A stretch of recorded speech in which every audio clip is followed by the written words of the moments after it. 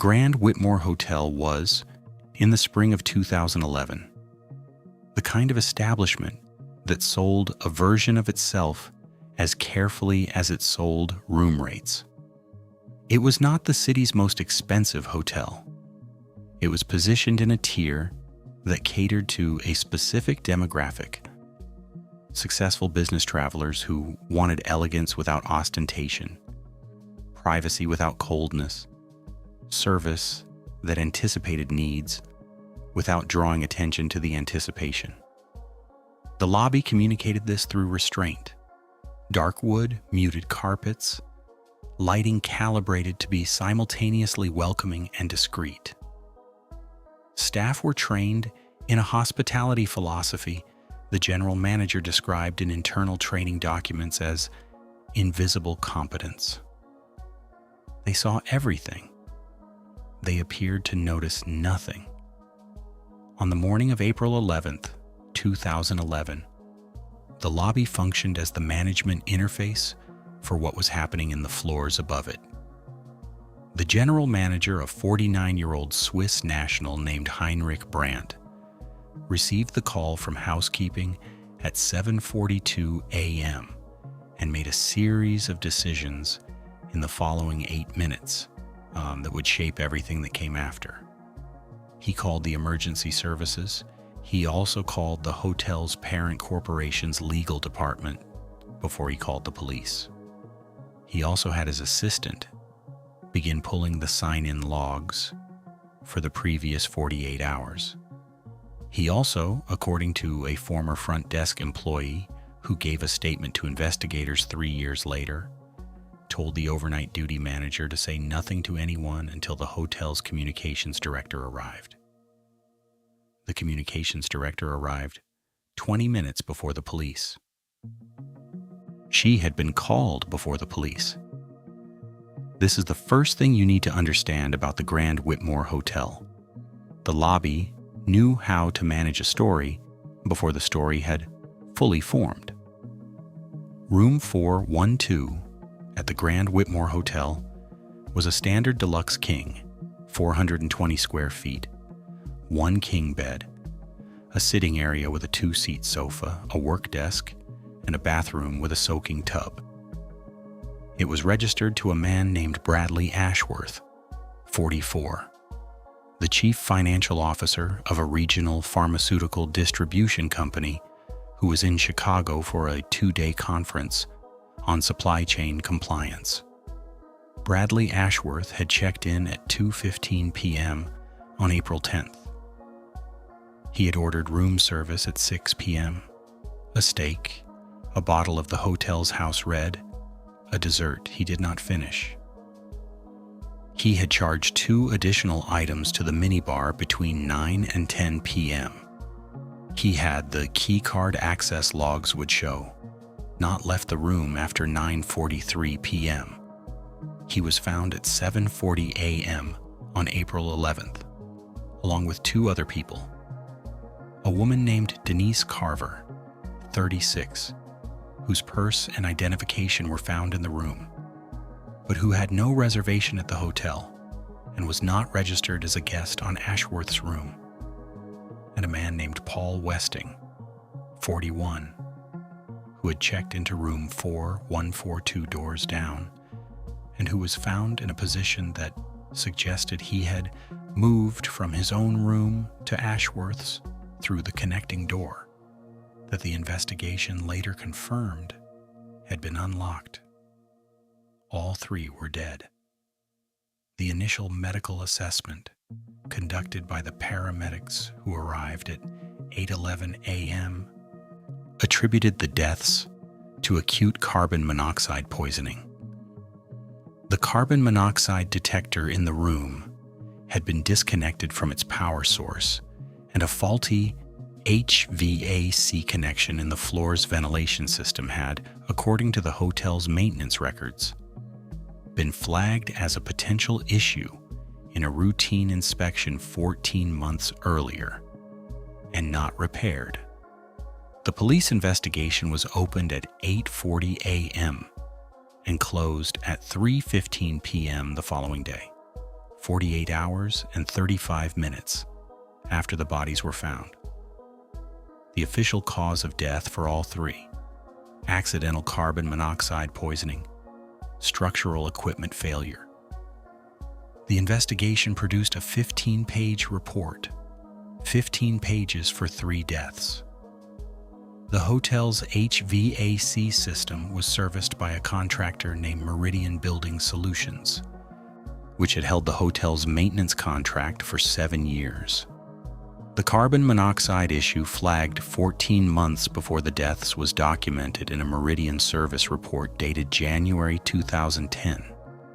The report identified a partial blockage in the exhaust routing for the 4th floor ventilation zone and recommended repair within 90 days to prevent potential CO accumulation in the event of sustained heating system operation.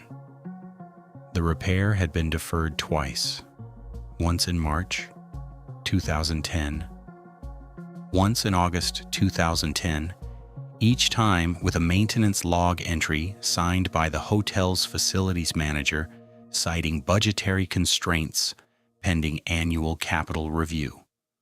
The 48-hour police investigation noted the 14-month gap between the flagged repair and the deaths and characterized it as a systemic maintenance oversight. It did not characterize it as a potential criminal negligence issue. It did not explore whether the deferred repair was known to hotel management at the senior level. It did not pull the email communications between the facilities manager and hotel leadership about the deferral decisions. It did not interview Heinrich Brandt about his knowledge of the outstanding maintenance issue before the guests were placed in rooms in the 4th floor HVAC zone. All of these things were done by a civil attorney named Sandra Kim, hired by the families of the 3 victims in 2013. They were done in the context of the civil litigation. By the time they were done, 2.5 years had passed. One of the witnesses to the communications had left the company and could not be located. The facilities manager had retired. Heinrich Brandt had been transferred to the corporation's European operations. The 15-page police report that closed the investigation in 48 hours was produced by 2 detectives from the city's major crimes unit, who had a combined caseload at the time of 62 active investigations. The deaths at the Grand Whitmore did not appear to be a major crime. They appeared to be a tragic accident. 3 people killed by a faulty HVAC system in a hotel that had known the system was faulty. The legal exposure was civil, not criminal. The cause of death was established. The mechanism was established. The detectives wrote their report, noted the maintenance deficiency, and referred the matter to the city's Buildings and Safety Department for a code compliance review. What the 48-hour closure did not allow time for was the kind of investigative probing that anomalies require. There were anomalies.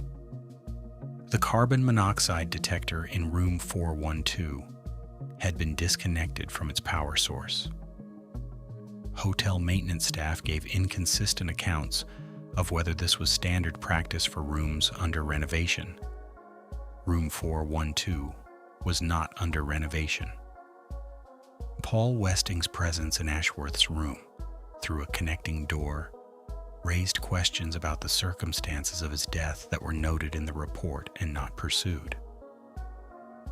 The hotel's explanation for the disconnected detector, that it had malfunctioned and been removed for replacement, was accepted at face value because the alternative required more investigative time than the case was allocated. Sandra Kim's civil investigation, when it finally reached these anomalies, could not conclusively establish that the deaths were anything other than what the police report said they were.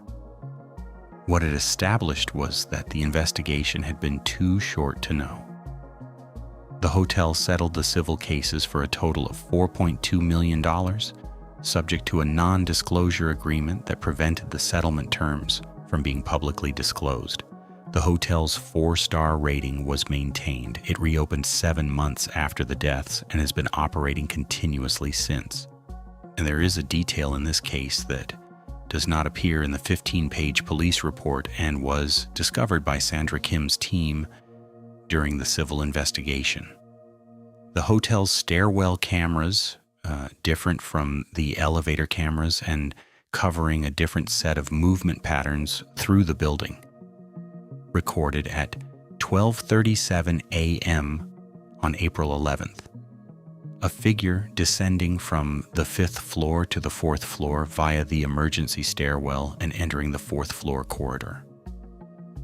The figure was wearing what appeared to be hotel maintenance clothing. No maintenance work was scheduled for the 4th floor that night. The individual's face was partially obscured by the camera angle. The stairwell camera footage had been preserved as part of the hotel's standard 48-hour security retention cycle. It had been available when the police investigation was conducted. It was not reviewed. This was not a concealment, it was a failure of investigative thoroughness in an investigation that was moving toward a predetermined conclusion. The footage was reviewed by Sandra Kim's team 2 years after the deaths, preserved because the civil litigation had triggered a document hold that paused the normal deletion cycle. The identity of the figure in the stairwell footage was never established. The civil litigation settled before it could be. The question of what that person was doing in the 4th floor corridor at 12:37 a.m. on the night 3 people died is, as of this recording, unanswered. The case is officially closed. The Buildings and Safety Department issued a compliance citation to the hotel in 2011, and the citation was satisfied through the repair of the HVAC system and the installation of hardwired carbon monoxide detectors in all guest rooms. The stairwell footage sits in a storage drive held by Sandra Kim's law firm. She has not destroyed it. She has said publicly that she intends to keep it indefinitely. The Grand Whitmore Hotel reopened its doors 7 months after 3 people died in room 412. The carbon monoxide detectors are now hardwired. The HVAC system has been repaired. The hotel received a clean safety certification. The stairwell camera was upgraded to a higher resolution system in 2014. The original footage from the night of April 10th, 2011 sits on a storage drive in Sandra Kim's law office. 3 people died in a hotel room because a known HVAC deficiency was deferred twice for budgetary reasons. And because the investigation that followed their deaths ran for 48 hours against a predetermined conclusion of accidental death, and because the one piece of footage that suggested the word accidental might not be the whole story was not reviewed until 2.5 years later by a civil attorney who was building a case for a financial settlement that included a non-disclosure agreement. I want to be precise about what this story is and is not. It is not a story about a confirmed murder. The investigation did not establish homicide. The civil litigation settled before it could establish anything beyond financial liability. The figure in the stairwell footage may have been a maintenance worker, a guest, someone who took a wrong turn at midnight. The deaths may have been exactly what the 15-page report said they were: a tragic accident produced by a deferred repair. What this story is about is the gap between the investigation the situation required and the investigation the situation received. 48 hours for 3 deaths in a building with a documented unrepaired safety deficiency, a disconnected detector, and an unexplained figure in a stairwell at 12:37 a.m. If you are not satisfied with what 48 hours can establish, you are having the correct response to this story. You are where the families of Bradley Ashworth, Denise Carver, and Paul Westing have been for 13 years.